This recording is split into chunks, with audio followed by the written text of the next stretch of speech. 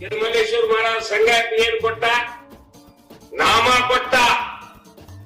ಏನು ನಾಮ ತಗೊಂಡಂತ ಸಂಘಯಪ್ಪ ಕುಣುಕುಣದು ಒಂದು ಶ್ವಾಸ ಬಿಡದ ಅಭ್ಯಾಸ ಮಾಡಿ ತಾನ ಕಣ್ಣು ಉಂಡದನ್ನ ಪ್ರತಿಯೊಬ್ಬರಿಗೂ ಅವ್ ದೊಡ್ಡ ಶ್ರೀಮಂತರ ಮನೆಗೆ ಹೋಗಿ ನೀ ನಾಮ ತಗೋ ದೇವರಾಗತ್ತಂದಿಲ್ಲ. ಸಾಮಾನ್ಯರು ಯಾವ ಆತ್ಮಗಳು ತಳಮಳಿಸ್ತಾ ಇತ್ತು, ಕಣ್ಣೀರ್ ಹಾಕೊಂಡು ಒಂದಾಗಿತ್ತು, ಈ ದೇಶವನ್ನ ಹಾಳು ಮಾಡ್ತಾ ಇತ್ತು, ಅಂತ